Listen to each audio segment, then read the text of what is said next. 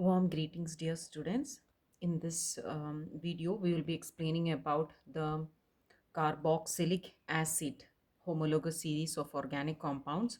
So, the carbon compounds which contains a carboxyl functional group. What is carboxyl functional group? COOH. And how it is? I'm sorry.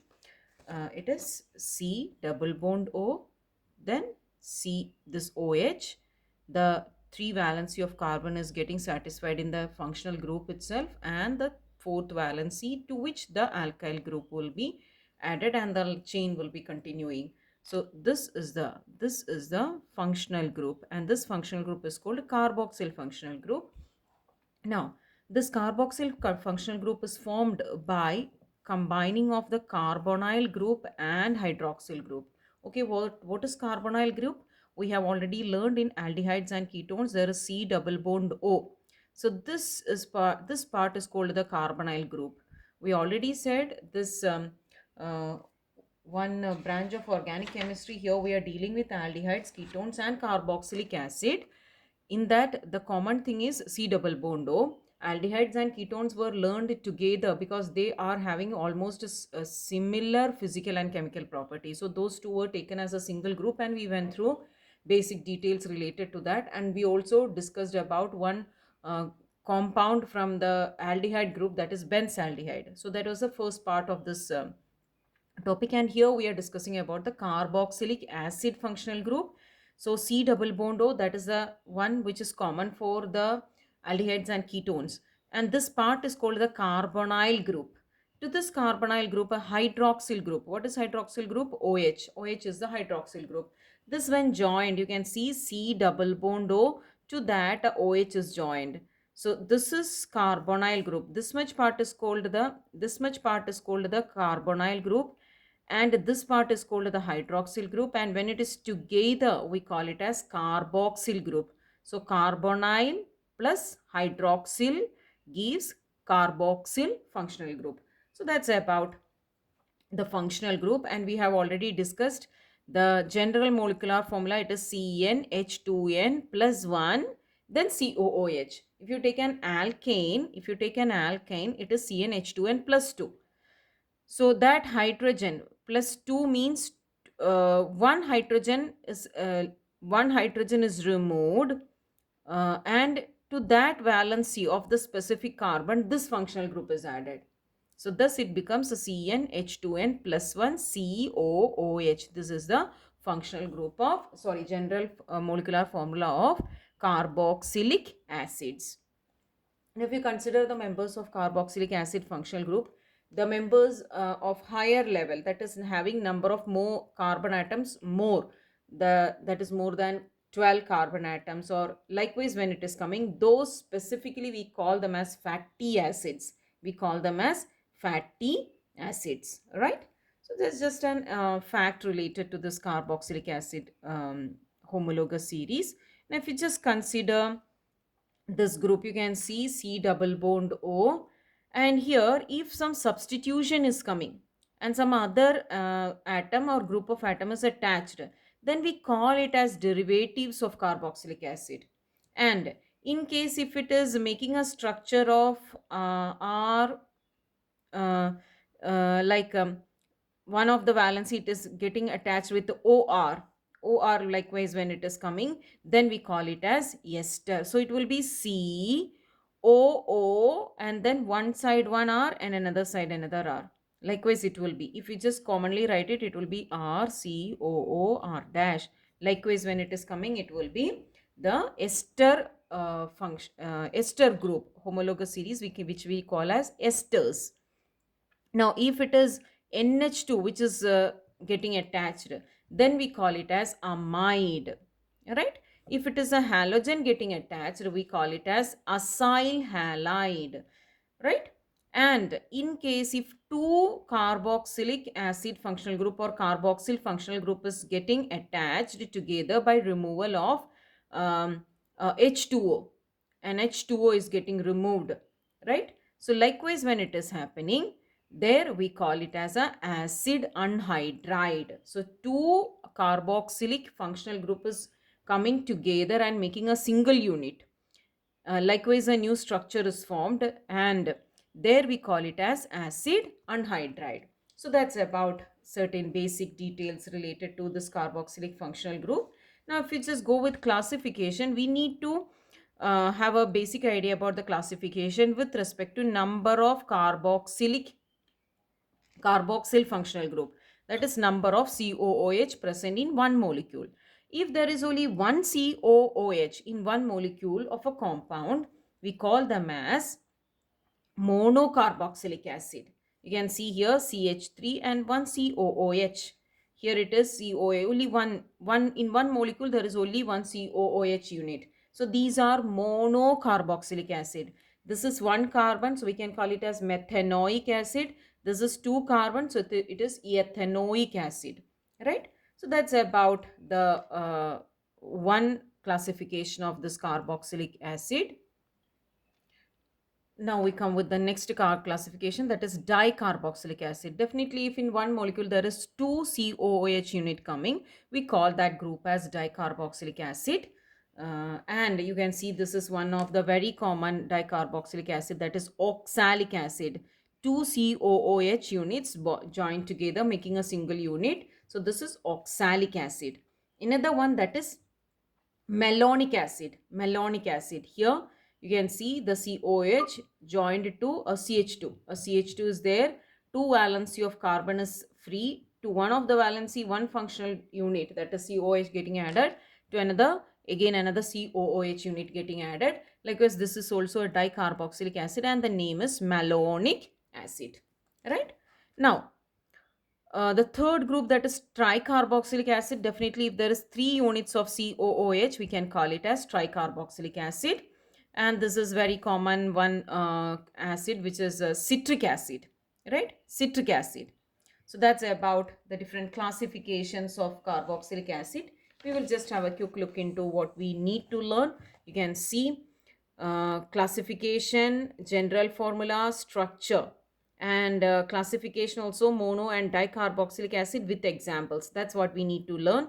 And we will just have a quick look into the nomenclature as well as structure. Nomenclature, when we were having offline classes, we already discussed about it. Like this, I have shared it to you, and here I see if what is most important, that is same like number of carbon atom. With that we can understand whether it is meth, eth, likewise, and then along with that suffixing oic acid. So these are the IUPAC naming. Along with that, the common name of the very much familiar acid, that also you should have a very clear idea. So please have this chart, read it repeatedly and get a clear idea. And there is some questions given here. Please go through that and make sure you're being able to frame the uh, build up the IUPAC naming of each compound. In case if you have any doubt, please note it down and contact so that we can clarify it. So please, nomenclature, take some look and just practice it. We are not discussing it in detail because all the basic concept we are repeatedly learning in different organic compound. So that's about nomenclature. Now if we just go with structure, here this carbon, this is called carboxyl carbon, right? This carboxyl carbon, the 4 valency, it is stretched around the carboxyl carbon in same plane, right? And the bonds are directed as if there is 120 degree between each bones. So we can say the bond angle, all the bond angle is 120 degree, right? So that's about the basic structure. All the tetravalencies are lying on the same plane, two satisfied with one oxygen, one with another oxygen, which is in turn satisfied with the hydrogen, likewise making the carboxylic functional group, and the fourth valency which is ready to accept the substituent. And all these are lying on the same plane, right? And the bond angle, that is 120. For all the bond angle it is 120. Now if you just go with the structural details and stability, we can say the electrophilic nature of carboxyl carbon is less than that of carbonyl carbon. Just think about it. Carbonyl carbon means what? C double bond O. This, when it is like this, we call it as carbonyl carbon. Now if there is a O and H attached. Now it has become carboxylic functional group, and then this carbon is called carboxyl carbon. If this unit is not there, then this is called carbonyl carbon. If this unit is attached, then it is called carboxyl carbon. So this carboxyl carbon electrophilic nature is lesser than that of the carbonyl carbon. Okay, let's see what is the reason, and the reason is resonance effect actually. You can see this is the functional group. Now this oxygen being highly electronegative, it absorbs the, or it has a tendency to attract the electrons, and then it gains a negative charge, and eventually this carbon will gain a positive charge. When it gains a positive charge, the lone pair of electrons here, they will shift towards this position, making a double bond there. So what will happen? The positive nature of carbon is lost, it is neutralized, and the positive nature gets shifted to this oxygen. Now, if you just go with all the three possible structures, each can be called as a canonical structure. And if you consider the whole structure 1 and 3, in two structures, the carboxyl carbon is neutral. It's not having positive or negative charge. Only in one structure, one of the canonical structure, it is having positive charge. So what we can say, when we take a resonance hybrid of all the structures, generally, commonly when we say the carbon is less electropositive, so itself it shows less chance to attract the electrons. Electrophilic means attracted towards electrons, right? Philic means attracted towards.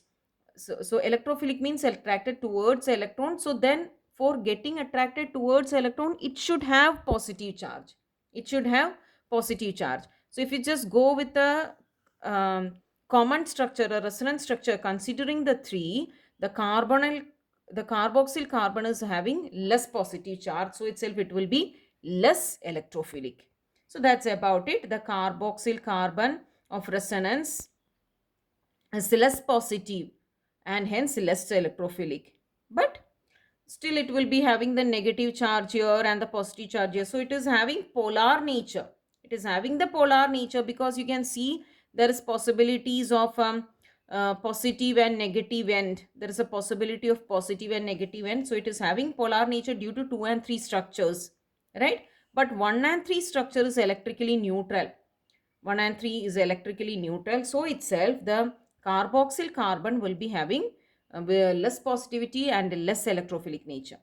But it is having polar nature because of 1 and 3, uh, 2 and 3 structures, because negative, positive, there is a presence of a negative end and a positive end. So that is the polar nature. So because of 2 and 3, it is having a polar nature. Because of 1 and 3, the carboxyl carbon being neutral, they are having less electrophilic nature, electron accepting nature. So that's about the structure and stability of the carboxyl functional group. After this, what we need to continue is the methods of preparation.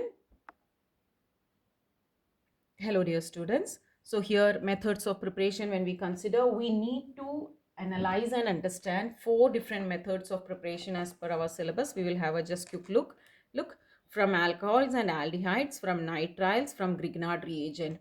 These are the 4 different methods of preparation that we need to consider.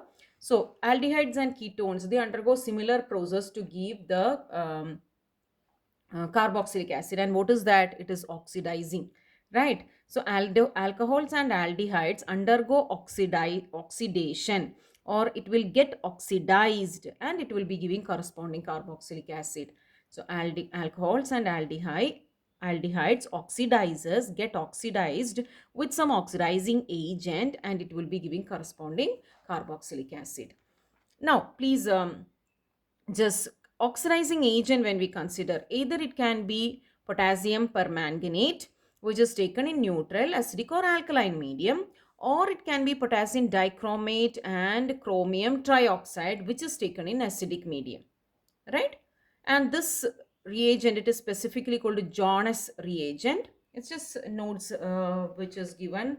You can just have a quick reading and keep it in your mind in case if the term comes, you should not feel it is not familiar. So it's a potassium dichromate and chromium trioxide in acidic medium. This is used to oxidize alcohol and aldehydes to give what carboxylic acid, right? Okay, first let's see one alcohol. This is the general formula of an alcohol. It is undergoing oxidation in acidic medium with potassium permanganate. So what will be happening? You can see R is there, H2 is getting removed. In the place there is one oxygen getting added, right? So that's about this hydrogen, this H2 is removed and an oxygen is getting added over there, and the corresponding carbon, one carbon alcohol. If we just consider same number carbon, carboxylic acid will be produced. Now here just another one alcohol is given. It is a higher alcohol, Deccan 1 all. You can see C, carbon, 8 carbon units, 9 and 10. So total 10 carbon, that is Deccan. And in the first position there is OL. So Deccan 1 all. Chromium trioxide in acidic medium. This will get oxidized. This hydrogen is removed and 2 oxygen will get added. Sorry, 1 oxygen will get added. So this product is obtained and we call it as decanoic acid. We call it as decanoic acid. Now, if we just consider the aldehydes, milder oxidizing agents are enough. You can see Tollens reagent and it will be giving the corresponding carboxylic acid. Now, let's see one example. This is acetaldehyde, ethanol, 2 carbon acetaldehyde in presence of Tollens reagent. This one oxygen will get added and this acetaldehyde will get converted to acetic acid. So that's about the conversion of aldehydes and alcohols to carboxylic acid through the process of oxidation with potassium permanganate or potassium dichromate and chromium trioxide in acidic medium. Now we will go with the next method of preparation, that is preparation from nitriles. Okay, just remember nitriles, when we consider, it is having the CN unit. CN. In organic chemistry, when we are considering the functional group CN unit, we call it as the nitriles, right? So this nitriles is hydrolyzed. Hydrolyzed means water. Water is getting added. So H plus and OH minus both is needed. Now you can see what is happening here. This carbon, to this carbon oxygen is getting added, right? And here you can see to this nitrogen H2 is getting added. So likewise an addition is taking place. That's why we call it as H2O. A water molecule is getting attached in a different positions. So first level of hydrolyzing completed. So what we will be getting? Amides. This NH2 means amides are obtained, right? And again further hydrolyzing, what will be happening? To this unit another OH is getting added. To this unit another OH is getting added, right? And this H2, NH2, to that one hydrogen is getting added. So H plus and OH minus, that is one water molecule. Of this OH is getting added to this position. And the H plus is getting added to this amide radical. And ammonia is produced, liberated. So that also you can get a question. While preparation of carboxylic acid from nitriles, which is the inorganic gas liberated? Which is the inorganic gas liberated? It is ammonia. First level of hydrolyzing, the nitriles get converted to amide. Again it is getting hydrolyzed. The carboxylic acid is formed. Here how it is that this H plus, it will get attached to this to this unit. The oxygen will get attached here and the 2 hydrogen. Look, it is in this medium there is H plus and OH minus ions, and it will rearrange and will get attached in a very specific pattern. Here it is like 2 hydrogen getting added over here and 1 oxygen getting added over here. So that is one intermediate product, right? Here the H plus is getting added to this unit, and OH is getting added over here. So that's about preparation of carboxylic acid from a nitrile unit. Now we'll just go with one example here. From a nitrile, 2 carbon ethanamide is formed. Again further addition with water molecule, it will be getting ethanoic acid plus ammonia, right? So that's about the method of preparation. Now we'll come to the another one method of preparation, that is Grignard reagent. Let's go with the theoretical detail. Grignard reagent will react with dry ice, right? So in a very low temperature. And ethereal solution. Ethereal solution means a solution in ether for anything can be called as ethereal solution. So this Grignard reagent is dissolved in ether, and to that solution, or that solution is treated with dry ice. So there the reaction takes place. And what will be the product of that one process? It will be a salt of carboxylic acid. So the first product, intermediate product, is salt of carboxylic acid. Now again that is treated with a mineral acid. It is treated with a mineral acid to obtain the carboxylic acid. Let's see the general equation. This is Grignard reagent. Grignard reagent means alkyl magnesium halide. You can see dry ice, CO2. This is made to react in dry ether, right? And now what is happening? This carbon is getting inserted. This carbon dioxide is getting inserted. You can see R, then COO, right? And then this MgX. Likewise, a product, when it is formed, we call it as an adduct product, right? So whatever reactants were there, they just got added into one unit. There is no movement, displacing or elimination of any single atom. So whatever was there before the reaction, the whole thing gets combined to make a single unit. Then we call it as an adduct product, right? So the adduct product, it is there, it is treated with mineral acid. It is treated with mineral acid. So what will be happening? This unit will get eliminated. How it is getting eliminated? Actually not this unit is getting eliminated. So this MgX here will get attached with the OH, right? And MgOHX, that is removed, minus means removed, and the hydrogen will get attached here. So then it takes a carboxylic acid unit, right? So that's about the reaction. Now we will just go with a specific one example. Methyl magnesium bromide. This is actually the Grignard reagent, alkyl magnesium halide. Now it is treated with carbon dioxide, dry ice. The reaction takes place in ether medium, so dry ether. You can see the adduct product to this CH3 and this MgBr. Intermediately this unit is getting inserted and the whole thing is becoming a single unit. So this is adduct product, right? And it is again further just treated in an acidic medium. So what will happen?